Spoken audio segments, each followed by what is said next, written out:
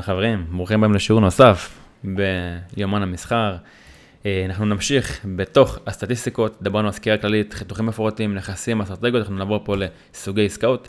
בעצם בסוגי עסקאות יש לנו פה את העסקאות שהן ללא סיווג, מה שלא מילאתם, ממליץ לכם למלא בהכל. היפוך מגמה, פריצה שבירה, אם זה המשך מגמה, ואז בעצם אני יכול לקבל פה את אחוזי ההצלחה בכל סגנון מסחר, מה הרווח הכולל, מה הריסק רוד הפוטנציאלי. אני עכשיו פתאום יודע שבהיפוך מגמה יש לי 1 ל-11 בממוצע. נגיד ואין פה שתי עסקאות, יש פה 400 עסקאות. אז יש לי 1 ל-11.5 ואני מנצל רק 1 ל-6. אז למה אני מוציא 1 ל-6? הממוצע שלי הוא 1 ל-11.5.